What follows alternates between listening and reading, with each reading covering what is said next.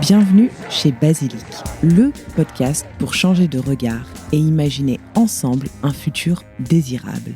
Je suis Jeanne, votre hôte, et chaque semaine, je tends le micro à celles et ceux qui façonnent le monde de demain. Je vous souhaite la bienvenue et j'espère que vous vous sentirez bien chez Basilic. Aujourd'hui, j'ai le plaisir de recevoir Pauline Sabatier. Pauline, tu es la fondatrice de Malin Bodywear, une marque de lingerie et de maillots de bain que tu as créée en 2020. On va revenir sur l'historique, bien évidemment, de la marque. Malin Bodywear, c'est une marque éthique, inclusive, française et résolument engagée. La première fois que j'ai entendu parler de Malin, c'était en mai 2020. Tu m'as adressé un mail pour m'informer du lancement de cette très jolie marque.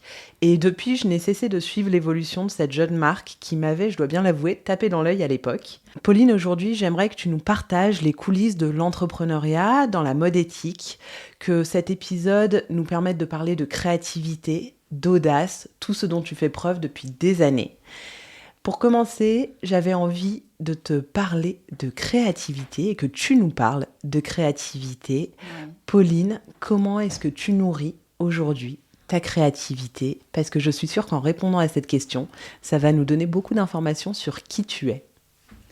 Eh bien, bonjour, je suis vraiment contente qu'on se voit enfin. Oui, ça fait un petit enfin. moment qu'on en discutait, plusieurs mois quand même. Merci de me recevoir.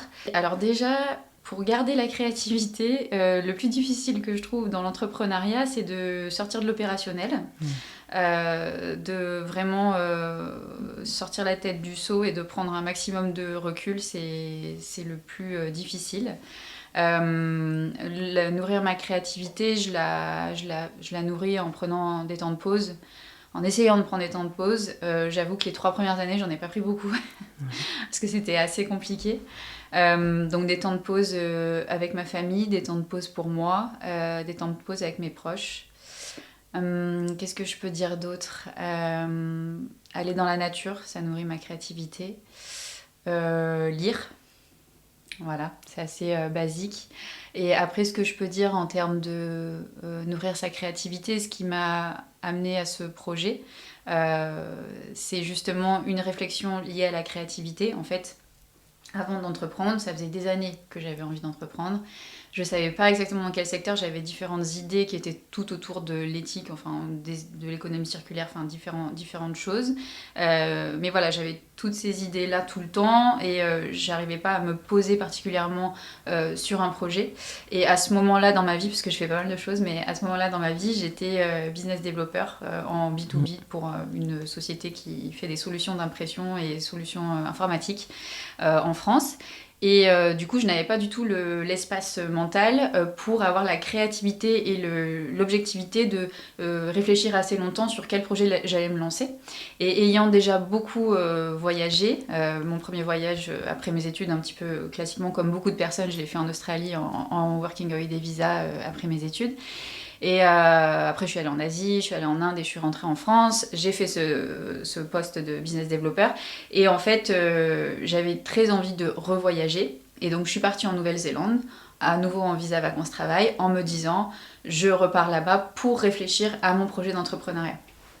Et parce que là-bas, je ferai des petits jobs et j'aurai l'espace mental pour réfléchir à ce que je veux faire. Donc ça a été très important parce que effectivement au niveau créativité, toutes ces idées-là, je me suis dit je les ai listées, j'ai mis en corrélation mes compétences, le secteur d'activité, j'ai fait une petite étude de marché, est-ce que je me vois faire ça tous les jours, etc.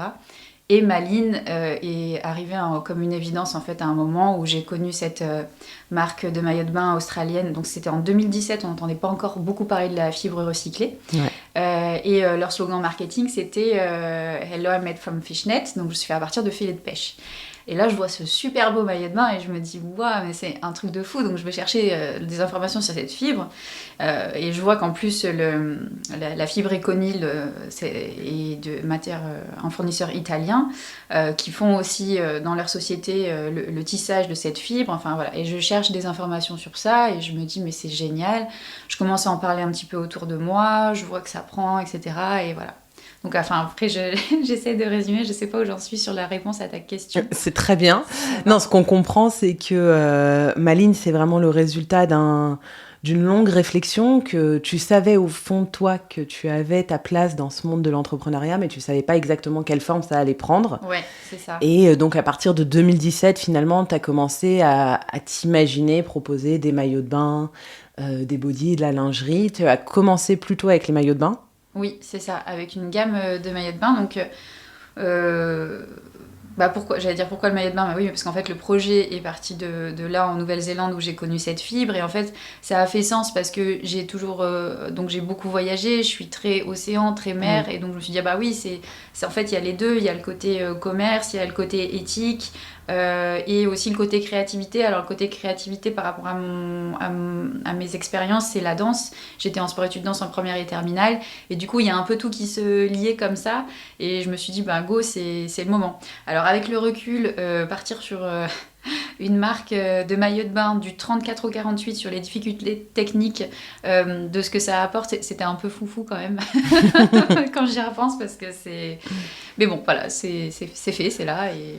En même temps, on a aussi besoin de ce brin de folie pour entreprendre, je pense, et proposer ce type de produit. Tu le disais, du 34 au 48, donc tu as toujours eu, dès le départ, cette volonté d'être une marque très inclusive, qui s'adapte à toutes les morphologies. Tu parles de contraintes techniques. Est-ce que tu peux nous expliquer très concrètement, quand tu as commencé à te lancer et que tu t'es dit, OK, moi, ça va aller du 34 au 48, tu as commencé à imaginer des modèles de maillots de bain. Et là, à quoi est-ce que tu t'es heurté? Quelles ont été les premières difficultés, finalement, auxquelles tu as dû faire face? Alors, pas mal de difficultés. Pour la partie gamme de taille, depuis quelques mois, j'ai annoncé donc, qu'on arrêtait 48 et j'étais même partie jusqu'en 50. Et aujourd'hui, on fait du 34 au 46. Les difficultés, c'est qu'on n'a pas les mêmes contraintes au niveau du poids de la poitrine, justement vu qu'on est sur des choses qui sont près du corps. En plus, on est sur du sans armature, donc tout confort, mais aussi il faut quand même trouver des solutions techniques pour que ça apporte du maintien sans le confort, sans les mousses. Donc ça, c'est la première chose. Les coûts liés à ça, c'est que du coup, tu as plus de frais de développement, parce que en fait, quand on développe un produit, on part sur le taille en 2 base, taille 36. Et en fait, une fois qu'il est prêt, après, on va aller faire les déclinaisons de taille pour voir si ça marche dans toutes les tailles. Et en 42, 44, 46, 48, on va faire des modifications de patron. De patronage, on va rajouter un renfort ici, du tissu, des petites choses pour justement s'adapter aux différentes morphos et que ça puisse convenir en fait. Donc initialement, les modélistes travaillent à partir d'un 36 qui ensuite va être adapté, et à partir du 42, il faut repenser le modèle. Oui, en général, c'est ce que je fais sur la plupart des modèles. Il y a des modifications à partir du 42, pas tous. Mais oui, de manière générale, c'est ça. Donc ça, c'est la première chose sur l'inclusivité. La deuxième chose très importante, c'est le stock, la gestion du stock, qui est déjà très compliquée dans le textile. Qui plus est dans le maillot de bain, parce qu'en plus, pour qu'on ait du choix, il y a du mix and match, donc tu choisis ton haut, tu choisis ton bas, c'est un casse-tête pas possible. Et donc du coup, plus tu as de taille, plus tu as de stock. Oui, puis tu fais pas toujours du 38 en haut et en bas, tu peux faire du 40 en haut et du 38 en bas, à l'inverse. Ouais. Donc en plus, si tu veux, on démarre en étant une marque éthique avec plein d'engagements, avec des coûts très élevés par rapport à une marque lambda. Et en plus, il y a ce côté inclusivité-là qui fait des frais de développement en plus et aussi des frais de stockage. Donc voilà, c'est à prendre en compte dans la balance. Et donc, quand tu t'es lancée, tu as imaginé une première collection. Je voulais qu'on revienne vraiment au début parce que ça fait quand même 5 ans maintenant. Oui. Ça passe vite, il s'est passé plein de choses. Tu as développé plein d'autres produits sur lesquels on va revenir aussi. Mais je voulais qu'on revienne un tout petit peu aux prémices. Tu dessines tes premiers maillots de bain, tu cherches des usines avec lesquelles travailler. Donc toi, tes produits sont confectionnés au Portugal. Comment ça s'est passé, ce travail de recherche? Est-ce que c'était facile? C'était plus facile que ce que tu avais imaginé? Plus difficile? Ouais. Alors, en fait, j'ai commencé avec le projet de 2020 à 2022. On était Enfin, je dis on, mais j'étais. Non, mais c'est défendu.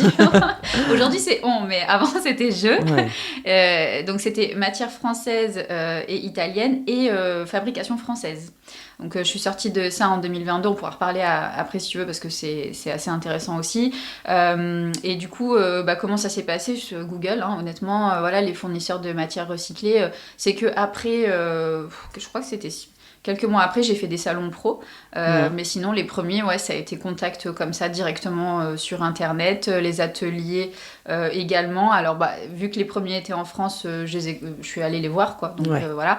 Et après, la difficulté, ça a été, surtout en France, les minimums de commandes sont quand même relativement élevés. Donc, il faut trouver des ateliers avec lesquels...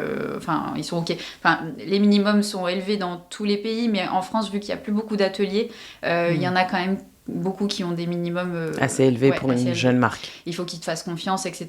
Donc voilà, ça c'est la première chose, ouais. Donc ça s'est mis en place, tu as vendu tes premières collections et ensuite tu t'es dirigée vers la lingerie, d'autres produits. Pourquoi est-ce que tu as choisi d'élargir un peu tes gammes et comment est-ce que tu as opéré ce switch de la fabrication au Portugal qui aujourd'hui, quand on parle de mode éthique, est quand même l'un des pays... phare, je pense, pour la fabrication éthique à proximité de la France. Ouais. Alors, Portugal et Tunisie aujourd'hui. Il y a donc, ce que je disais cette semaine, j'ai fait un live et j'expliquais que 3 ateliers pour la taille de la structure, c'est un petit peu beaucoup. Il y en a donc, je ne sais plus si j'ai dit déjà, mais 2 au Portugal et en Tunisie. En fait, ils sont très complémentaires parce que avoir ces 3 ateliers-là, ça me permet de jauger. Chacun a ses spécificités. L'atelier à côté de Porto, ils font de la lingerie. Donc, ils m'ont fait les petits réassorts de lingerie Maline. Celui qui est au-dessus de Lisbonne fait les body Céline.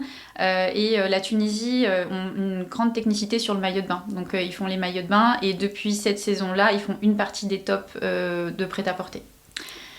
Le switch, c'était ça, hein, la question. Donc le switch, ça a été ce qui est intéressant aussi en tant que marque, parce qu'en fait, j'ai commencé, honnêtement, j'ai commencé plus avec mon cœur qu'avec le business, et du coup, c'était trop utopique. Du 34 au 48, matière française et italienne et fabrication française, ça ne fonctionne pas. J'étais dans un prix client entre 130 et 150 euros, donc beaucoup plus cher qu'aujourd'hui. Je n'arrivais pas à en vivre et je n'arrivais pas à vendre. Voilà, voilà. Et en fait, en discutant avec les clientes, ce que j'ai commencé à me rendre compte, c'est qu'en fait, elles, ce qui était important, c'est que les matières soient clean. Donc, le choix des matières, et ça, j'y avais pas, ça a toujours été le cas. Et qu'en fait, le Made in France était assez important pour moi, mais que elles, finalement, tant que je restais dans le bassin méditerranéen, en fait, elles me font confiance pour la sélection des ateliers, puisque jamais j'irai travailler avec quelqu'un que je ne connais pas ou qui n'a pas certaines certifications, etc. Donc, en fait, elles me font confiance, et de là, ça m'a permis de baisser mes prix de 30% et de devenir rentable. Et de vendre plus, puisque les prix ont baissé. Et donc, ça a vraiment sauvé l'entreprise. Oui, sans ça, tu n'aurais pas pu finalement pérenniser ton projet, quoi. Ah non, pas du tout. Et puis en plus, en 2022, j'ai vraiment failli fermer. Parce que l'atelier de France m'a livré les maillots de bain 5 mois après, donc début juillet, donc pour ta saison de maillots de bain. Après des Covid, des confinements, des restrictions kilométriques pour partir en vacances, c'était très compliqué. Donc non, j'ai failli fermer, donc ça a été mes solutions de pivot, et heureusement que j'ai fait ça. Je voulais dire un autre truc, oui, sur la logique, pourquoi en fait j'ai développé sur la gamme de produits. En fait, il y a déjà, d'une part, la première chose, c'est qu'il y a une logique industrielle, parce que tu as les mêmes fournisseurs, références de matière en maille.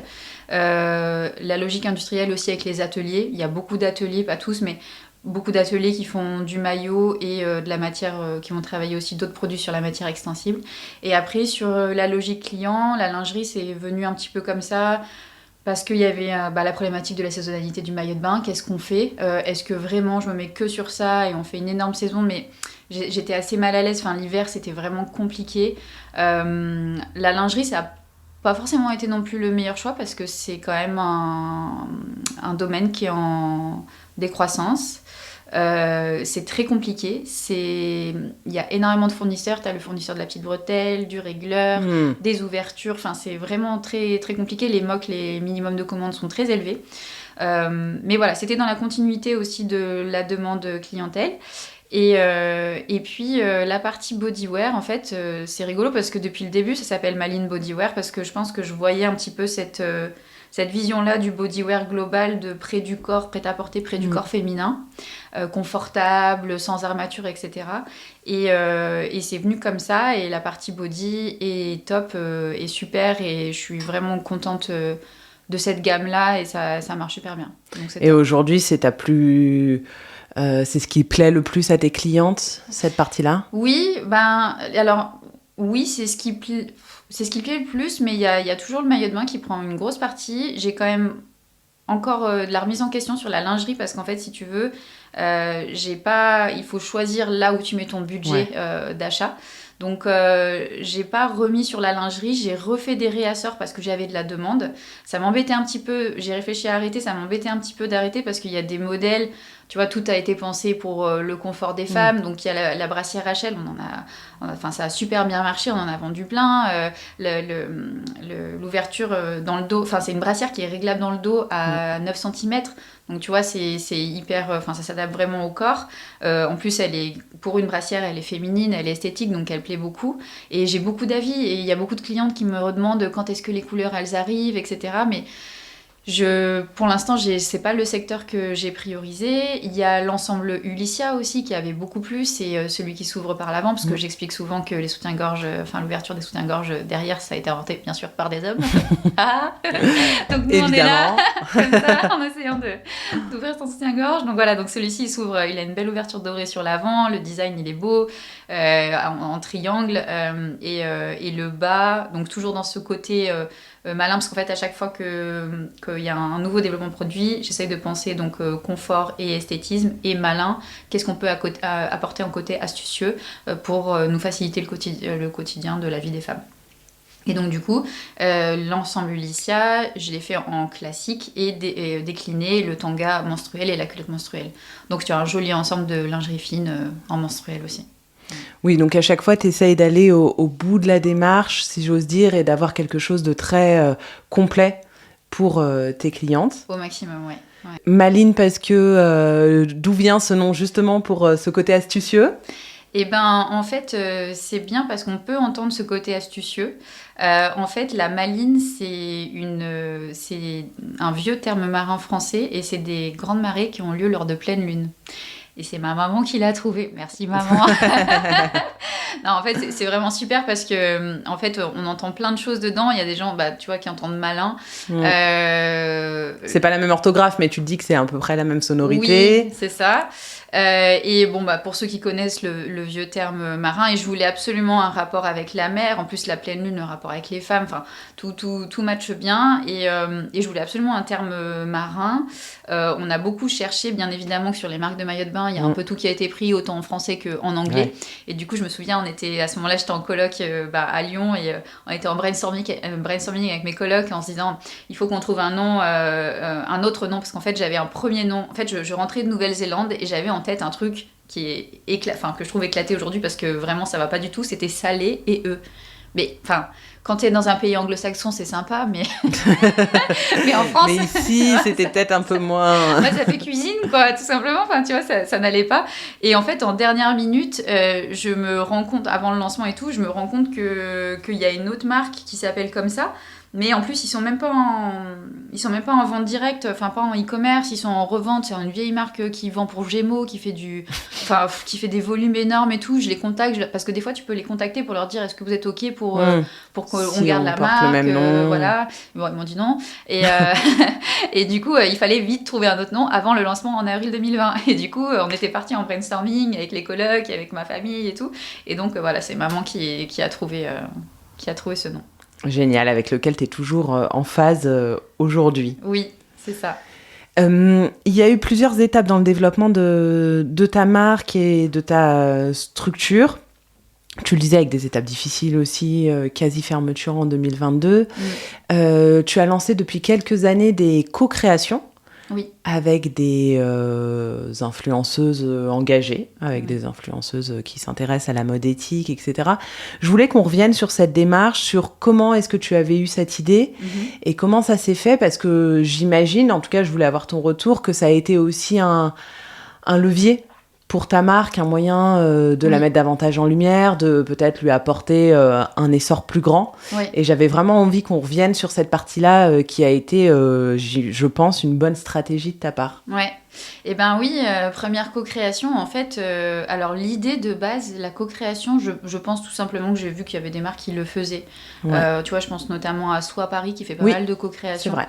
Je m'étais dit que c'était plutôt vachement bien. Et en fait, le choix de la première co-créatrice avec qui j'ai fait un produit, c'est Céline, donc du compte Is No Good, tout simplement parce que c'est elle avec qui je travaillais le plus et depuis le début.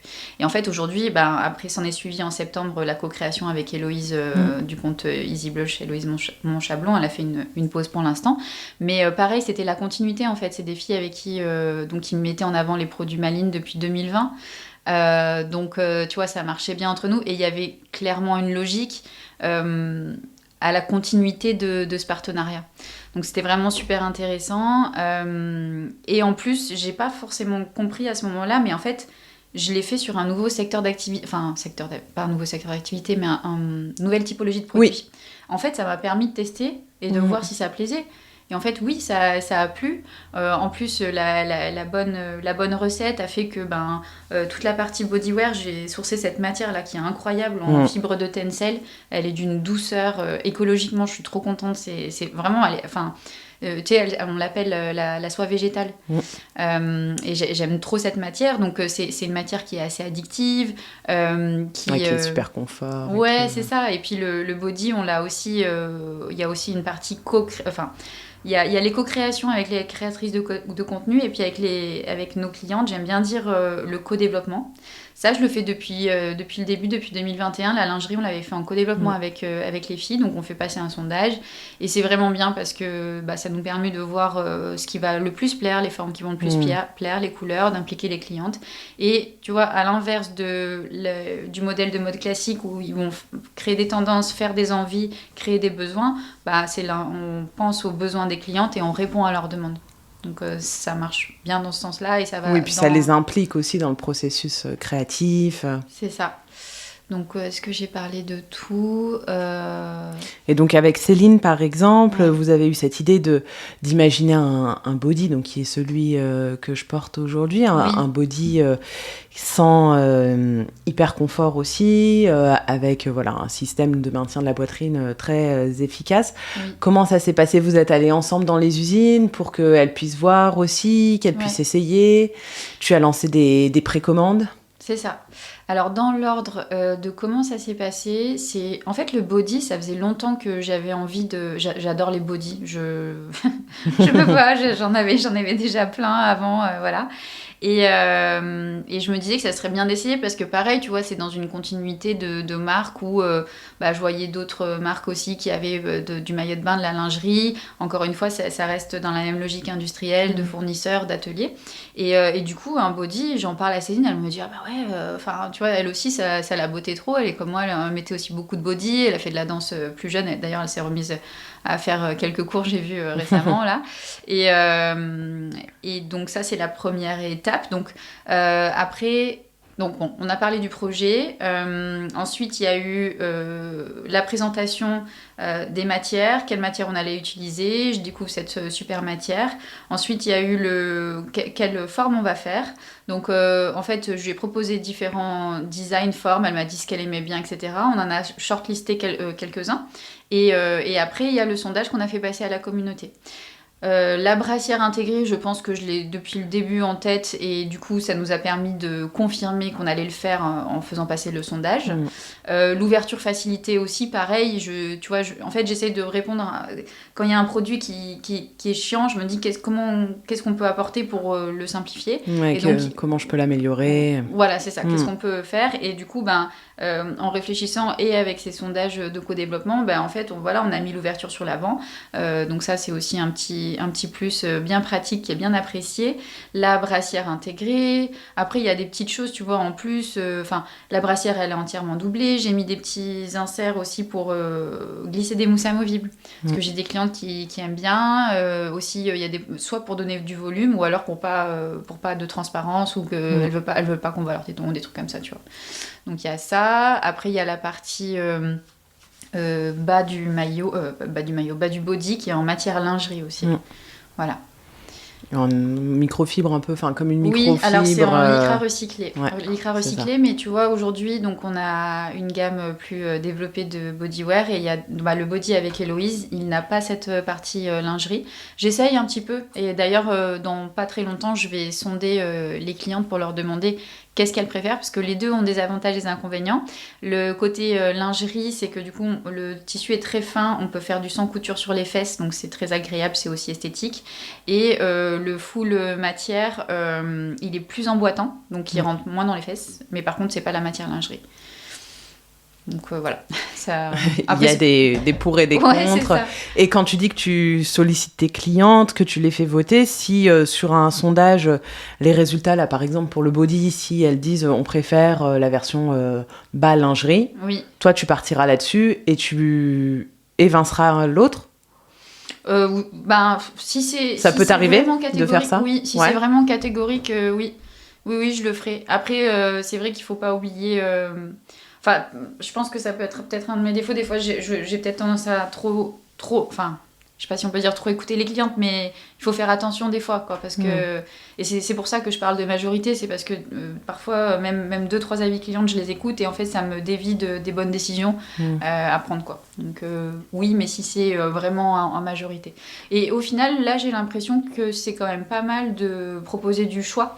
Tout simplement, tu vois, il y en a un qui est en bas lingerie, un qui est en full matière. Pareil, là, sur le printemps-été, il y a un body sans brassière intégrée. Parce que d'une part, ça me permettait d'aller chercher un plus petit prix. Et deuxième point, c'est que avec la brassière intégrée, on n'a pas toutes les finitions possibles imaginables. Et là, il y a des petits festons. Ça fait des espèces de petits zigzags très, très élégants et fins, en fait, sur le décolleté. Et ça, avec la brassière intégrée, on peut pas se le permettre. Donc, tu vois, je me suis dit, on va tenter. Et je pense que j'ai bien fait parce que ça marche bien. Ouais.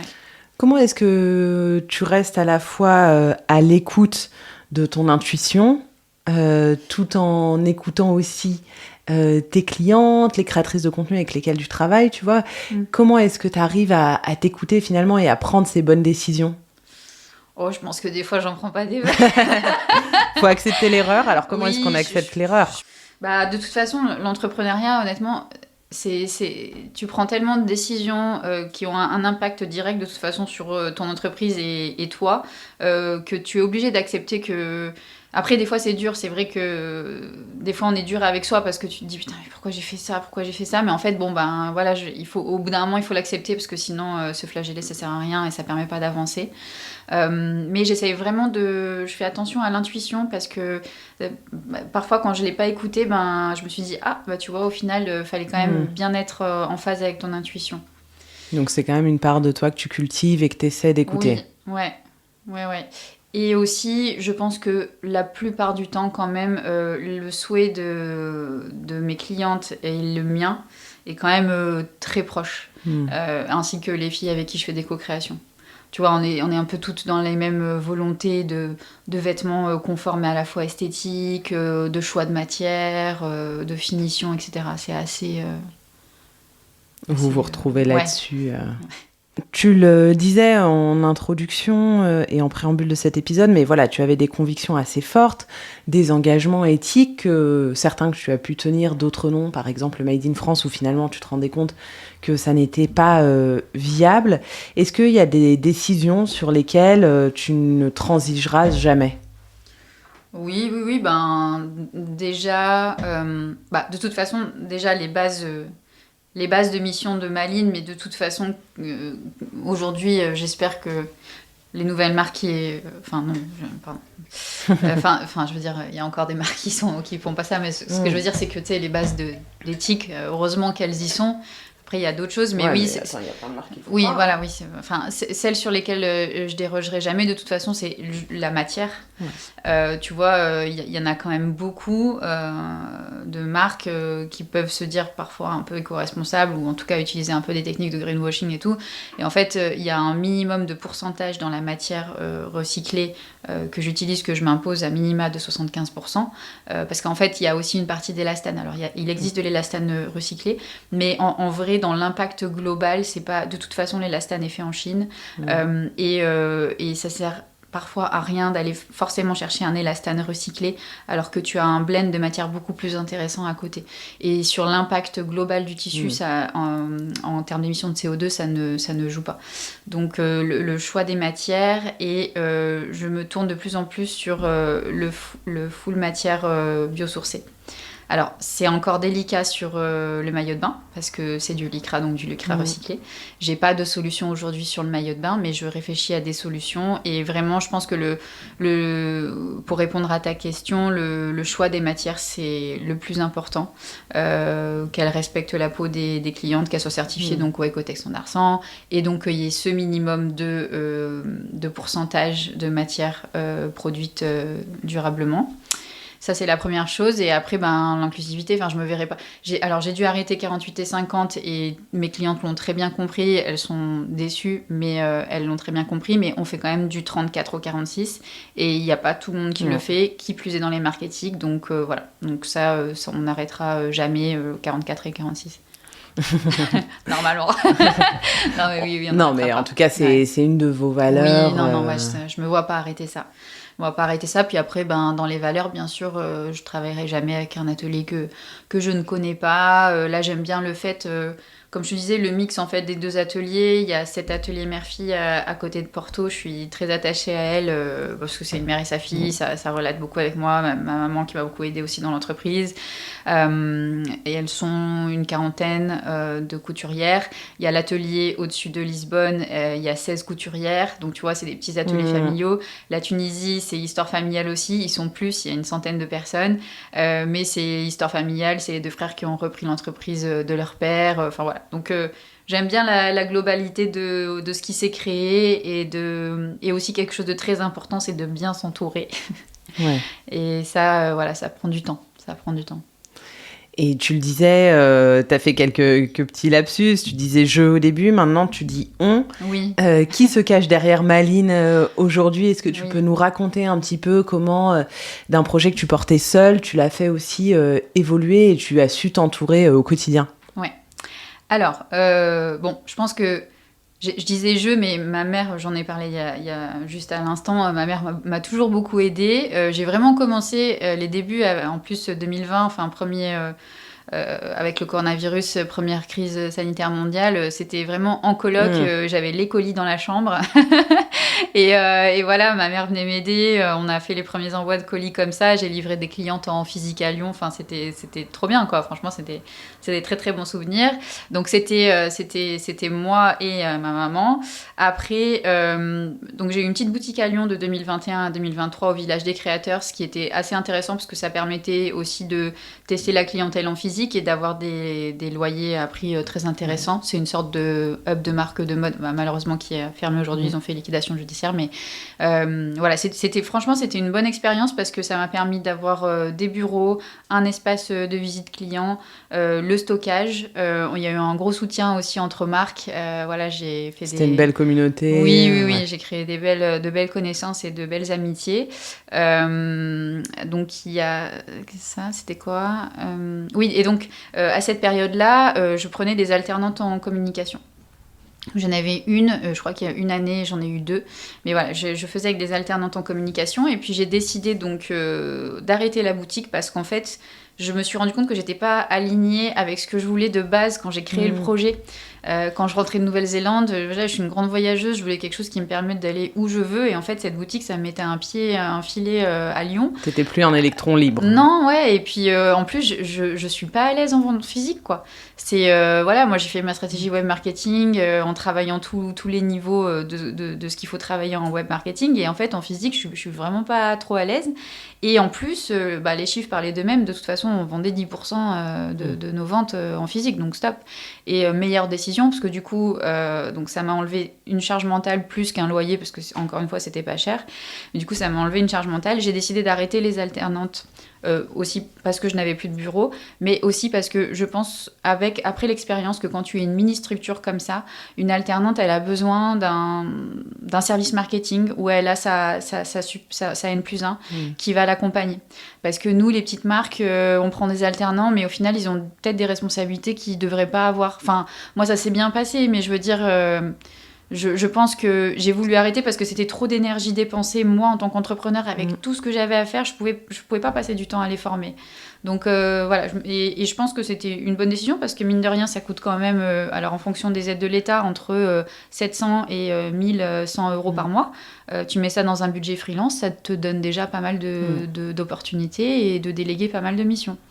Et donc, on en vient à l'équipe aujourd'hui. Donc, ça, c'était octobre 2023. Et je commence à chercher quelqu'un pour s'occuper de tout ce qui est marketing, la mise à jour du site internet, l'envoi des newsletters, les partenariats de micro-influence, comme je te le disais tout à l'heure en off.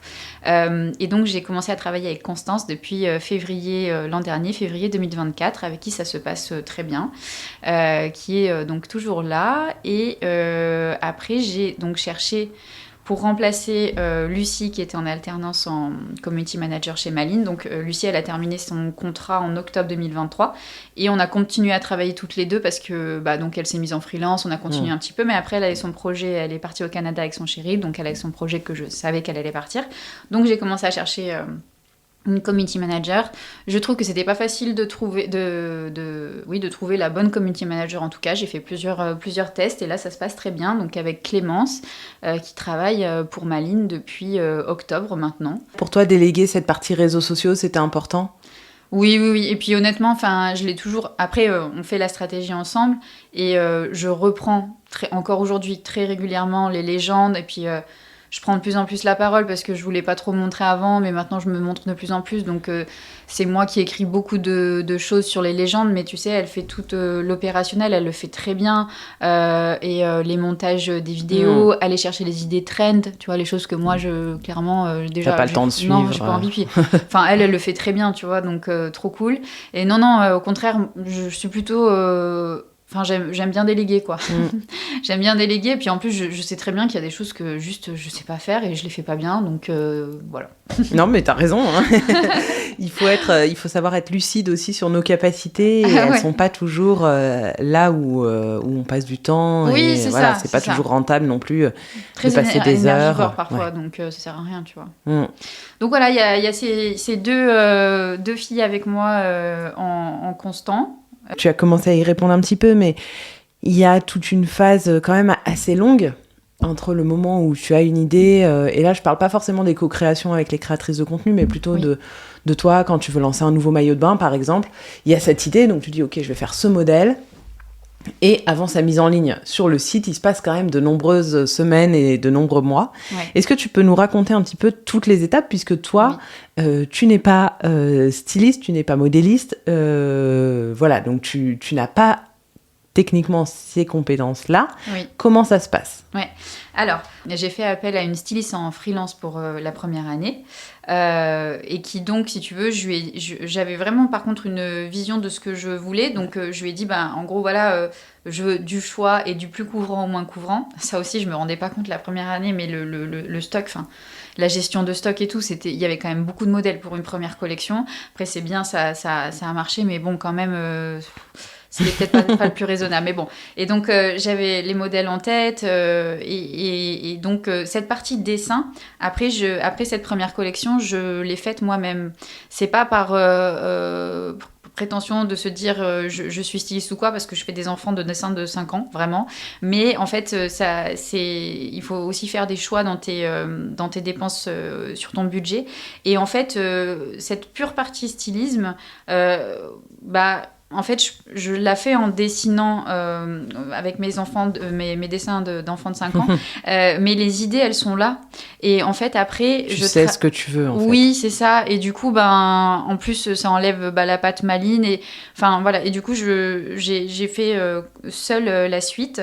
Et en fait, après, je travaille avec les bureaux d'études qui sont dans les ateliers de fabrication. Et ça, c'est le métier clé du dessin à la fin du rendu du produit physique porté. Le modélisme, c'est la personne qui fait les patrons et qui va rendre le dessin vivant. Et ça, c'est techniquement extrêmement compliqué. Qui passe de la 2D à la 3D. Voilà, c'est ça. Et ça, avec toute la complexité des morphologies et du corps des femmes, c'est vraiment un métier clé, quoi. Et donc, c'est un métier qui est intégré aux structures avec lesquelles tu travailles. Oui, alors c'est intégré. Là, j'ai peut-être un sujet de travailler. En plus, c'est avec une freelance. Je l'adore parce que c'est la modéliste qui était dans l'atelier en France avec lequel j'ai travaillé. Figure-toi que cet atelier ferme, liquidation judiciaire. Et je vois Émilie, avec qui j'avais l'habitude de travailler. Et je sais qu'elle avait déjà pour projet de se mettre en freelance. Donc, il y a un sujet éventuellement de travailler ensemble. Avec elle, peut-être. Ouais. Oui, parce que je me dis quand même que ça peut être bien d'intégrer quelqu'un avec nous. Alors, encore une fois, c'est des freelances, mais de toute façon, c'est des personnes qui veulent pas être salariées. Constance, Clémence, ça marche très bien comme ça en freelance et tout le monde est content d'avoir sa liberté, mais on reste une équipe. Et je pense que sur le modélisme, il y a quand même un sujet. Qu'est-ce que je voulais dire par rapport à ça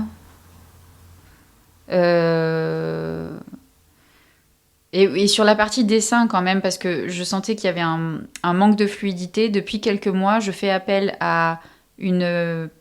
Attends, depuis quand ? Non, depuis septembre, je fais appel à une freelance qui me fait les dessins et les fiches techniques pour les ateliers. Ça me fait gagner beaucoup de temps. Parce que vraiment, c'est beaucoup de temps, faire les fiches avec les indications techniques, etc. Donc ça aussi, je fais appel à quelqu'un, mais je pense que... Donc tu lui envoies tes dessins d'enfants de 5 ans. Ouais, c'est ça. Et elle les remet en forme avant que ça passe dans les mains du modéliste. Elle les remet en forme. Elle a aussi travaillé sur des propositions de nouveaux designs, parce que quoi qu'il en soit, tu vois, je disais tout à l'heure, c'était pas un budget que j'ai choisi de poursuivre à la suite de Malines, parce que j'ai dû faire des choix. Mais quand même, là, tu vois, quand elle me fait sur la base de ce que je lui dis, qu'elle me fait des propositions de design, c'est quand même ça va chercher plus loin que moi. Mais en même temps, ce qui est bien avec quand c'est moi, c'est que j'ai en tête toutes les réponses des filles, des sondages aussi. Donc voilà, ce que j'aimerais bien, ça serait développer mes compétences sur savoir dessiner. Ouais. Je pense que ça corrélerait tout ça. Et puis voilà, travailler peut-être avec Émilie un peu plus en modéliste freelance. Et sinon, effectivement, les bureaux d'études des ateliers. Ce qui est bien aussi de développer directement avec les bureaux d'études, c'est que en fait, de la partie prototypage à l'industrialisation, il y a aussi une mise au point. Oui, et puis ils savent ce qu'ils savent faire, les compétences qu'ils ont voilà, c'est ça. Au sein de l'atelier, etc. Donc ils ne vont pas te proposer quelque chose qu'ils ne maîtrisent pas. Ouais, et des fois aussi proposer des solutions très pertinentes. L'atelier de Tunisie sur le maillot de bain une pièce, c'est Nitz, qui marche très bien. Je voulais absolument que les bretelles soient réglables, mais je voulais pas que ça se voit.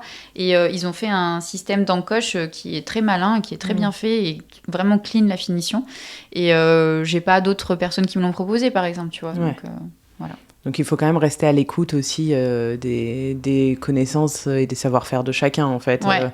C'est quand même ce que j'entends dans tout ce que tu dis depuis le début, c'est que tu as fait preuve d'une grande ouverture d'esprit et d'une grande remise en question. Tu n'es pas partie en te disant c'est moi qui maîtrise le sujet et voilà, tu as quand même accepté cette part un peu de vulnérabilité finalement, ou en tout cas je pense qu'il faut absolument, parce que parfois j'entends des projets et c'est pareil, c'est mon utopie du début, je les entends, je veux que mon blazer du bouton au fil il soit fait en France et tout. C'est des super projets, mais ta veste elle va sortir à 450, ils sont où tes clients, comment tu veux en vivre, tu vois, donc je suis très à l'écoute, et puis je suis pas du tout fermée, peut-être un peu trop des fois, parce que du coup j'ai du mal à prendre des décisions, mais au contraire, je veux dire, je me nourris des gens, de leurs compétences, et j'aime les mettre en avant aussi. Alors, je peux pas trop montrer. Constance, elle veut pas se montrer sur les réseaux. Mais bon, on montre Clémence et puis les bureaux d'études. Après, voilà, je leur demande parce que, tu vois, les filles, enfin les gens, la communauté veulent voir. Et puis, ça les dérange pas. Ils sont contents, tu vois, aussi d'être mis en avant. Mais bon, tout le monde ne veut pas être filmé en vidéo. Donc, je leur demande, bien évidemment, avant. Je demande aux couturières et tout. C'est des vraies relations de confiance, en tout cas. Oui. Ça se ressent. Le secteur du textile en France et de la mode quand même traverse une période difficile depuis quelques mois, années maintenant, post-Covid. Voilà, depuis 1 an et demi, c'est quand même vraiment difficile avec l'inflation. Quel regard est-ce que toi tu portes sur cette situation ? Est-ce que ça t'a inquiété ? Est-ce que ça continue de t'inquiéter aujourd'hui ? Et puis quelle vision est-ce que tu aimerais voir advenir ? Alors oui, ça m'inquiète parce que quand je vois les marques fermées, je me dis ça peut être moi demain. En plus, j'ai failli fermer, donc je sais très bien. Par contre, en revanche, nous, alors c'est vrai que depuis 1 an et demi, on voit plein de marques fermées, mais moi, en fait, vu que j'ai commencé pendant le Covid, c'était tellement le néant à la base que ça va mieux maintenant. donc pour l'instant, je touche du bois, c'est pas du vrai bois. mais non, mais voilà, ça va et on fait ce qu'il faut. Je pense que le modèle petit à petit qui se construit est plutôt pertinent. Le modèle de précommande où nos clientes, elles sont habituées, elles savent que ça va arriver, que du coup, à ce moment-là, elles ont moins 15%. Tu as des clientes qui vont décider, qui ont un plus fort pouvoir d'achat, qui vont pas décider d'acheter pendant ces phases de précommande, qui achèteront plus tard. Mais tu vois, ça permet aussi de pallier à la crise économique. Donc ça fait quand même peur. J'ai eu pas mal de remises en question sur est-ce qu'il faut avoir une stratégie B2B et B2C, donc retail, sauf que avoir une vraie stratégie de B2B, ça nécessite en fait d'augmenter les prix que j'ai aujourd'hui sur mon site. Et j'ai failli le faire en plus, il n'y a pas très longtemps. Et c'est là que je me suis dit, attends, souviens-toi qu'avant, tu étais au-dessus de 100 € et que tu avais du mal à vendre en ligne, en fait. Donc, je me suis dit, c'est pas forcément malin. La bonne idée. Non, j'ai discuté avec beaucoup de gens, j'ai discuté avec des marques qui ont essayé le B2B et qui m'ont dit, tu sais, tout l'épuisement que c'est, aller dépenser de l'argent dans des salons pour avoir quelques commandes de boutique. Alors, il y en a qui s'en sortent très bien, encore dans ça, ça cartonne, mais en tout cas, je pense que là où j'en suis, moi, dans le modèle actuel, c'est pas la meilleure option. C'est ça, des fois où, tu sais, je te disais, j'écoute trop les clientes, c'est qu'il y a des clientes qui nous demandent d'essayer en physique. Et du coup, de là, j'ai dit tout de suite, il nous faut une stratégie B2B. Bah non, c'est pas parce qu'on a 2-3 messages sur Insta, on met énormément de conseils sur les tailles, on prend en charge les échanges pour la France, donc ça c'est un coût énorme, mais au moins tu enlèves la barrière de l'achat, enfin le réticence. Frein en tout cas, la réticence, voilà. Bien sûr. Et au final, voilà, pour cette stratégie B2B, en fait, je me suis dit non, tu vas t'épuiser. Tu vas t'épuiser, tu vas augmenter tes prix clients, potentiellement tu vendras moins, pourquoi j'impacterais tout le monde, mes clientes d'aujourd'hui, pour aller faire une stratégie retail. Peut-être que je me trompe, mais en tout cas, c'est in fine la conclusion que je me suis faite, et que quand même, je vais essayer d'avoir 1 ou 2 points de revente dans les villes principales, comme on a un petit peu de demande. Tu vois, au moins les personnes qui veulent aller essayer, puis après elles connaissent notre taille, elles achètent directement sur le site. Donc voilà. Super. J'ai répondu à la question, oui. Oui, c'était quoi la question ? Oui. Ça va. C'est très bien. C'est très bien. Pour terminer cet épisode, Pauline, j'avais envie que tu nous emmènes peut-être un peu dans ton univers sur différentes choses. Déjà, je voulais que tu nous partages les marques qui t'inspirent, les marques de vêtements, prêt-à-porter, lingerie, peu importe, françaises ou pas, mais qui t'inspirent, qui peut-être que tu vois comme un modèle, c'est peut-être un peu fort, mais en tout cas qui véhicule des valeurs qui te parlent et qui parlent avec la ligne que tu as envie de donner pour Maline. Ouais. Et ensuite que tu nous emmènes un peu dans ton quotidien et les lectures qui t'ont inspiré récemment, ce qui t'a fait du bien, parce que je trouve qu'on a besoin en ce moment de positivisme et de bonnes nouvelles. C'est sûr. Alors, sur les marques, je pense à pas mal de choses. Parce que du coup, tu vois, si on reprend la genèse de Maline et du projet, il y a une marque américaine que j'adorais qui s'appelle Monse Swim. M-O-N-T-C-E, espace swim.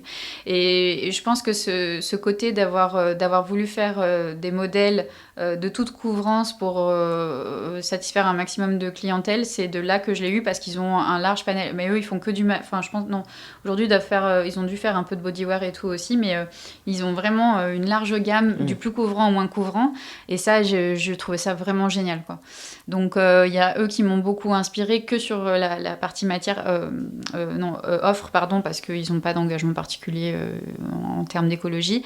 Après, sur les autres marques, en fait, j'adore Loom. La marque de Julia Ford oui. Et son associé. Là, en fait, c'est la justesse de communication. Déjà, ça m'épate qu'ils n'ont pas de marketing, enfin, tu vois, pas de budget, pas de publicité, que juste avec la justesse de leur communication, ça fonctionne, quoi. Tu vois, c'est un peu, je trouve ça génial. Non, et puis elle est fascinante. Elle est. Ah ouais. Ouais, elle est fascinante. Incroyable, oui. Et puis à chaque fois qu'elle prend la parole, tu vois, tu te tais, quoi. Tu écoutes. Tu restes captivé, tu écoutes. Ouais, non, vraiment, c'est une marque sobre et minimaliste qui n'est peut-être pas Maline, mais vraiment, il me fascine. Voilà. Donc, je mettrai le lien, j'ai reçu Julia Ford il y a longtemps maintenant, il y a 3-4 ans au micro. Okay. Et je mettrai le lien dans la barre de description parce que c'est vraiment une marque à découvrir sans tarder. Ouais, j'adore. Voilà. Et après, c'est... Les choses qui te font du bien en ce moment. Oui, alors c'est vrai que... Bon, on va peut-être pas le rappeler, c'est assez anxiogène, même très anxiogène. Et tu vois, en plus, j'ai fait un salon pro au mois de janvier. C'était pas mon premier salon pro. Et en fait, je l'ai vécu assez...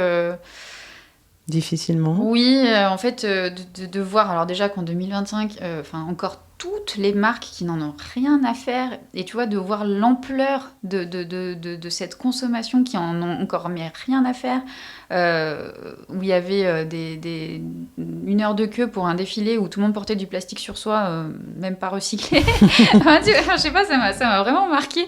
Et je pense qu'avec le contexte actuel, vraiment, j'ai mis 3 jours à m'en remettre, c'était assez difficile, et c'est aussi là que je me suis dit, non, mais je vais aller encore plus loin sur même... Ça t'a poussé. Ouais, finalement. voilà, je dis même le lycra recyclé, en fait, stop, parce que en fait, ça devient une excuse, tu vois. Quand je l'ai connu à l'époque, en 2017, je me suis dit, putain, c'est trop bien, la matière grise humaine est mise au service de matières smart qui sont et confortables et résistantes et produites durablement. Et en fait, aujourd'hui, je me dis, en fait, non, parce que c'est juste une excuse maintenant pour produire, tu vois, et le lycra recyclé, ça reste quand même dépendant de la pétrochimie. Enfin, voilà, il y a tout ce que ça engendre derrière.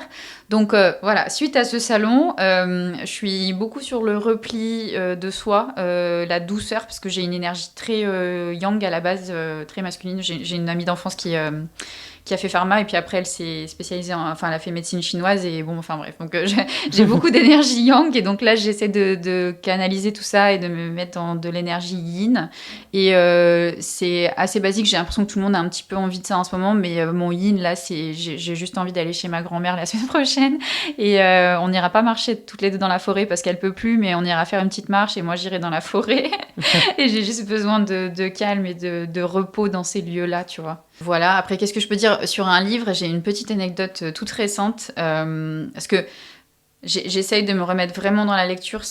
On en parle, tu me posais la question sur la créativité, c'est vraiment dès que j'arrive à me remettre en mood lire, ça me donne des idées. J'ai toujours un carnet à côté, mais en plus ça n'a rien à voir, je lis un roman ou quoi, et en fait je sais pas, ça nourrit la créativité vraiment différemment, la lecture. Ah ouais, c'est trop drôle, quoi. Et donc j'essaie de me remettre dans la lecture, et donc c'était mon anniversaire là en février, et Clémence, la community manager, elle m'offre un livre, et le livre en fait c'est Le moment présent des cartes Toll. Tu connais? Non. J'aime pas le mot déverso, mais ça porte très bien son nom, donc ça te remet dans le présent, de pas trop toujours penser à l'avenir. Et si tu veux, c'est l'espèce de livre que tu gardes toujours avec toi au quotidien. Moi, je l'ai découvert quand j'étais en Inde et que je faisais une formation de prof de yoga, et c'est un truc très très apaisant en fait à lire au quotidien, tu le gardes toujours à côté de toi.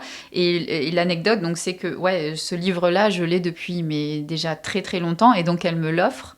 Et je me suis dit, tiens, c'est rigolo qu'elle m'offre ça. Enfin voilà.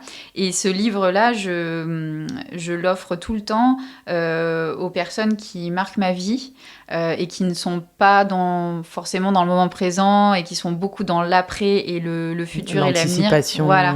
Et du coup, et à chaque fois, quand je l'ai offert 3 fois à ces personnes, à chaque fois, ils me remercient. Ils me disent, putain, mais c'est fou, quoi. Enfin, c'est vraiment bien de l'avoir avec soi. Donc, voilà. Génial. Je vais courir à la librairie alors.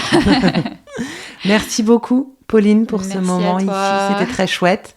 Et puis, longue vie à Malin Bodywear. Merci beaucoup. À bientôt. Merci, Jeanne. À bientôt. Merci d'avoir écouté cet épisode jusqu'au bout. Si vous êtes encore là, j'imagine qu'il vous a plu. N'oubliez pas de vous abonner à Basilic sur votre application de podcast favorite pour ne louper aucun épisode. Vous pouvez également me suivre sur Instagram et LinkedIn @basilicpodcast pour découvrir les coulisses de tous les épisodes et de toutes les interviews.